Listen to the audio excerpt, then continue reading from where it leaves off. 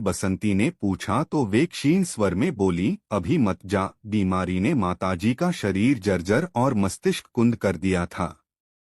पिछले 1.25 साल से वे बिस्तर पर थीं। पहले जबान लड़खड़ाई, फिर कदम बेजान हो गए तो वे बिस्तर की होकर रह गईं। जब तक वे थोड़ा बहुत चल पाती थीं, यही बसंती बाथरूम तक जाने में उनकी मदद कर देती थी।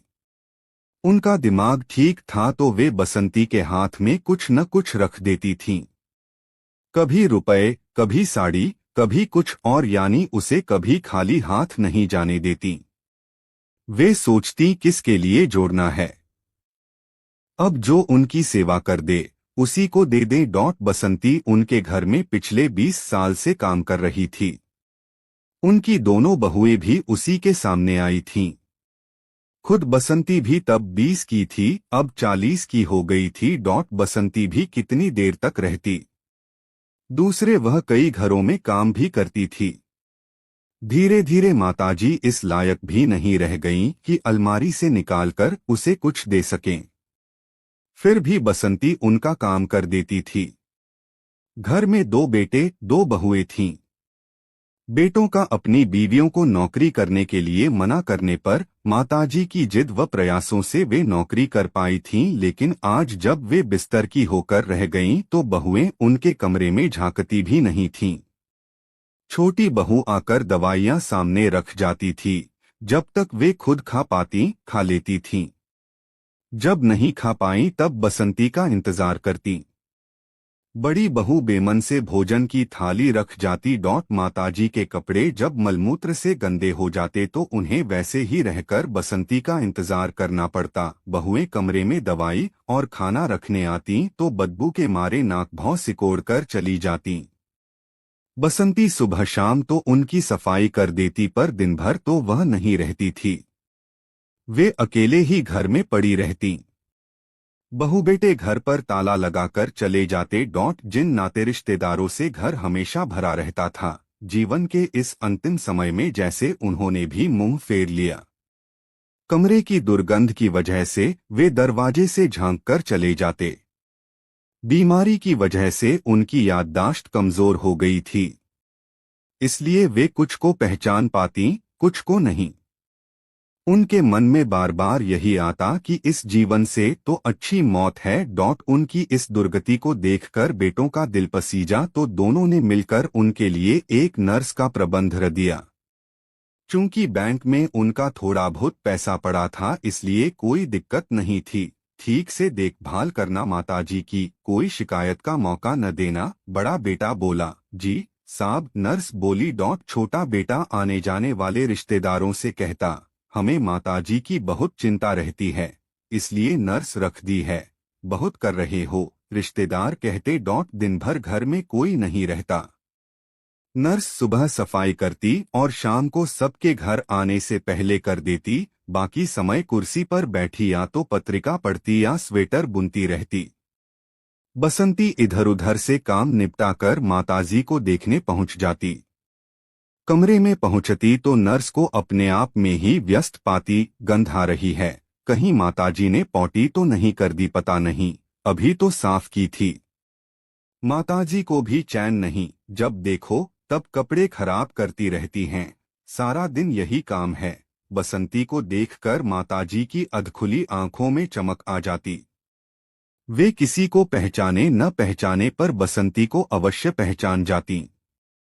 जिंदगी भर शान से जीने वाली माताजी एक नर्स की डांट खाकर, सहम कर और भी सिकुड़ जाती। देखो, पेशाब की थैली भर गई, गिर जाएगी, ये भी खाली नहीं कि तुमने। बसंती नर्स को उसके काम की याद दिलाती। तुझे क्या मतलब है? नर्स तिलमिलाकर कहती। घर की मालकिन है क्या, मुझसे सवाल जवाब करती रहती है। यह मेरा काम है, मैं देख लूंगी। इतने में बसंती माताजी को पलटाकर देखने लग जाती तो पाती माताजी पूरी तरह गंदगी में सनी हुई हैं। नर्स वापस लौटती तो बसंती को चुपचाप सफाई करते हुए पाती। बसंती के चेहरे पर गुस्सा होता, पर जानती थी अभी कुछ बोलेगी तो झगड़ा हो जाएगा। बसंती को सफाई करते देख नर्स को थोड़ा शर्मिंदगी का एहसास होता और वह कहती, अभी तो सफाई की थी, फिर कर दी होगी। साब लोगों से बसंती नर्स की शिकायत नहीं कर पाती।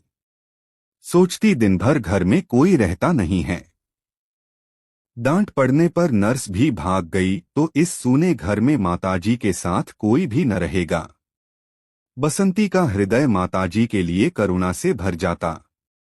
इन बड़ी बड़ी महलनुमा कोठियों में ऐसा ही होता है। कई घरों का हाल देख चुकी है बसंती। बेटे भुए बड़ी बड़ी नौकरी करते हैं और दिन भर घर से गायब रहते हैं। बच्चे पढ़ने के लिए बाहर चले जाते हैं और बुजुर्ग इसी तरह एक कमरे में बिस्तर पर अकेले पड़े हुए मौत का इंतजार करते हैं। दिन बीतते जा रहे थे। धीरे धीरे माताजी की आवाज भी कम होने लगी। वे कभी कभार ही कुछ शब्द बोल पाती, लेकिन बसंती को देखकर अभी भी उनकी आंखें चमक जातीं और उनके होठों के हिलने से लगता कि वे बसंती से कुछ बोल रही हैं। लेटे लेटे माताजी के पीछे की तरफ घाव होने लगे तो बसंती ने हिम्मत करके छोटी बहू से कह दिया, बहू जी, माताजी की पीठ में घाव होने लगे हैं, डॉक्टर को दिखा दो। वे तेरी सास हैं या मेरी? बड़ी फिक्र पड़ी है तुझे? छोटी बहू कड़कती हुई बोली, बहू जी, मैं तो सिर्फ बता रही थी, तूने कब देखा? नर्स ने तो कुछ नहीं बताया। नर्स किस लिए रखी है? अपने आप देखेगी। वह सारा दिन लेटी रहती हैं, घाव तो होंगे ही।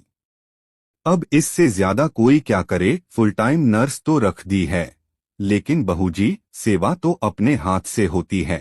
आप लोग तो घर में रहते नहीं हो, नर्स थोड़े ही इतना करेगी। बसंती किसी तरह हिम्मत कर बोल गई। तभी बड़ी बहू बीच में बोल पड़ी, तू जरा कम बोला कर और अपने काम पर ध्यान ज्यादा दिया कर। अपने काम पर तो ध्यान देती हूँ। बसंती धीरे धीरे बुदबुदाती हुई अपने काम पर लग गई।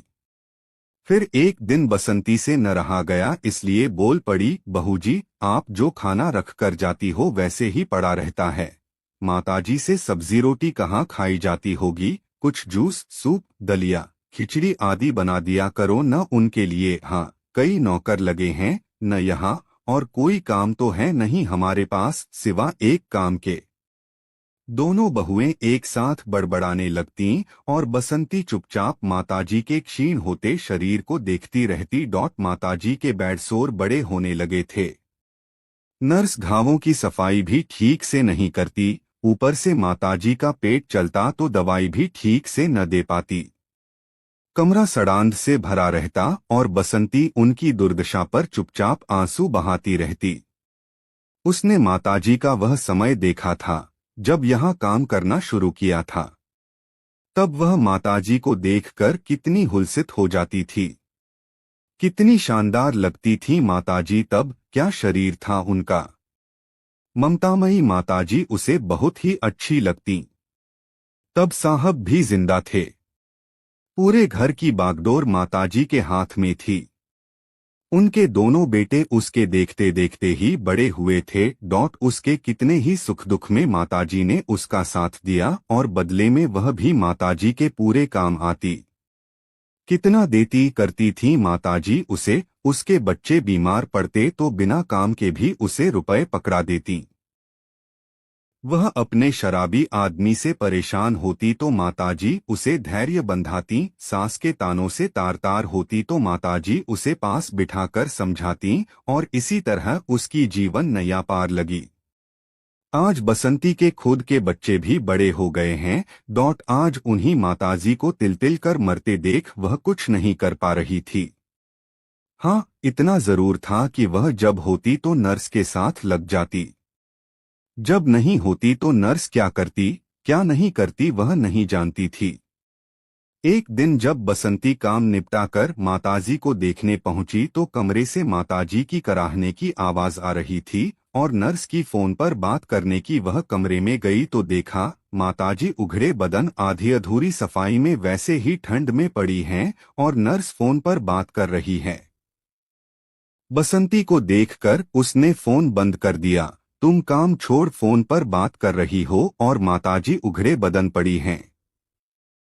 उन्हें ठंड नहीं लग रही होगी? बसंती का चेहरा गुस्से से तमतमा गया। कर तो रही थी पर बीच में कोई फोन आ जाए तो क्या न उठाऊं? तुम्हें यहाँ तनख्वाह माताजी का काम करने की मिलती है, फोन पर बात करने की नहीं। बसंती अपने गुस्से को रोक नहीं पा रही थी। तू जरा जबान संभाल कर बात किया कर। तू नहीं देती है मुझे तनख्वाह? हाँ, जो तनख्वाह देते हैं उन्हें तो पता नहीं कि तू क्या करती है।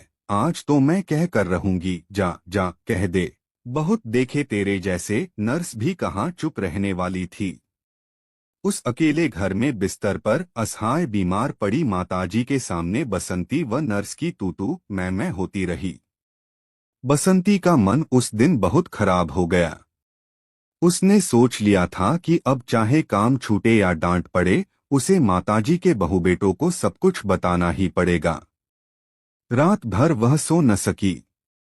दूसरे दिन जब काम पर आई तो बड़ी बहू से बोली, बहू जी आप दोनों रहती नहीं। नर्स माताजी की ठीक तरह से देखभाल नहीं करती तो क्या करें? अब तू फिर शुरू हो गई। बड़ी बहू को यह टॉपिक बिल्कुल भी पसंद नहीं था। आप दोनों बारी बारी से छुट्टियां लेकर माताजी की देखभाल कर लो बहू जी, पुण्य लगेगा। अब खाना तक तो छूट गया उनका। नर्स रखने भर से बुजुर्गों की सेवा नहीं होती। कितना प्यार दिया है माताजी ने आप लोगों को। इस समय उन्हें आप दोनों की बहुत जरूरत है। स्वर में यथासंभव मिठास लाकर बसंती बोली, तू हमें सिखाने चली है? बड़ी बहू को गुस्सा आ गया। बकवास बंद कर और अपना काम कर, और हाँ, अपनी औकात में रहकर बात किया कर। ठीक है बहू जी, 20 साल हो गए हैं आपके घर में काम करते हुए। माताजी ने कभी ऐसी तीखी बात नहीं कही। हमारी औकात ही क्या है? वह तो माताजी की ममता हमारे सिर चढ़कर बोल जाती है। हम नहीं देख पाते हैं उनकी यह दुर्दशा। आप कोई दूसरी ढूंढ लो, मुझसे नहीं हो पाएगा अब आपके घर का काम, कहकर बसंती काम छोड़कर चली गई। अगले दिन उन्होंने दूसरी काम वाली ढूंढ ली। बसंती ने काम पर जाना तो छोड़ दिया, लेकिन माताजी को देखने के लिए उसका दिल तड़पता रहता। पर अब किस मुंह से जाए? मन ही मन तड़पती रह जाती। नर्स की तो अब और भी मनमानी हो गई। माताजी मृत्यु के थोड़ा और करीब पहुंच गई थीं। एक दिन के लिए बोलकर नर्स छुट्टी पर गई तो दूसरे दिन भी नहीं आई। माताजी का कमरा ऐसा भभका मार रहा था कि दरवाजे पर खड़ा होना भी मुश्किल था। बहुओं ने गंध बाहर न आए इसलिए कमरे का दरवाजा बंद कर दिया। शाम को बेटे घर आए तो अपनी बीवियों से पूछा, नर्स आई थी आज? नहीं तो क्या माँ वैसे ही पड़ी हैं? अब तक किसी ने सफाई नहीं की, खाना नहीं खिलाया, कौन करता सफाई? बहुएं चिढ़ गईं। अरे बसंती को ही जाकर बुला लाते, माँ के लिए वह आ जाती। कौन बुलाता उस नकचढ़ी को? कैसे पैर पटक कर काम छोड़ कर गई थी। हमसे न हो पाएगा यह सब। बीवियों से भिड़ना बेकार था, यह दोनों बेटे जानते थे। बड़ा बेटा बसंती के घर गया और उसे बुला लाया। माताजी का नाम सुनकर बसंती ने आने में एक पल भी नहीं लगाया। बहुओं ने उसे देखकर मुंह फेर लिया। बसंती ने पूरे मनोयोग से माताजी की सफाई की, गीले तौलिए से पूरे शरीर को पोंछा, मालिश की, उनकी चादर और कपड़े बदले और सारे कपड़े धोकर सुखाने डाल दिए। फिर माताजी के लिए पतली खिचड़ी बनाई और मनुहार से खिलाई।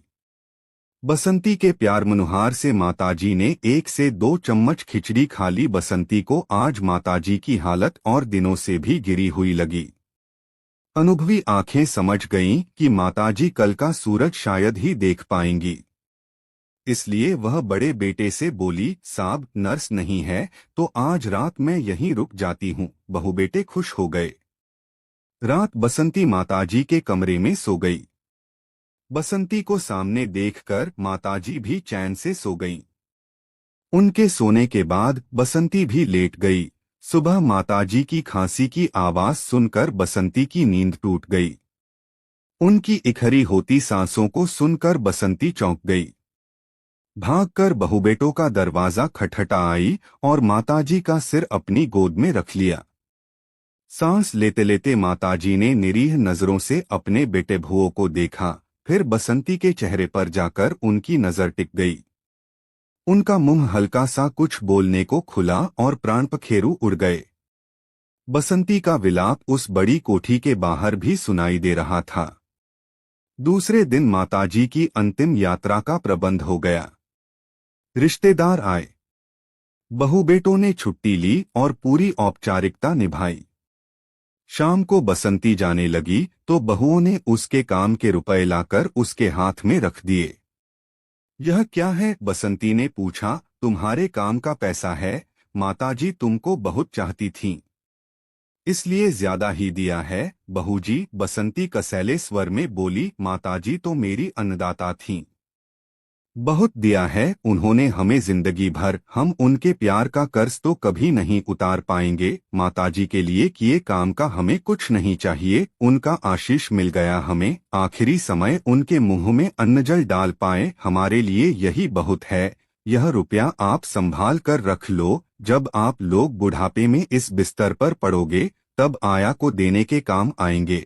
यह कह सुबकती हुई बसंती गुस्से में दंदनाती चली गई और एक अनपढ़ साधारण नौकरानी की बात को मन ही मन तोलते चारों उच्च शिक्षित तथाकथित सभ्य समाज के कर्णधार भौचक्के से खड़े एक दूसरे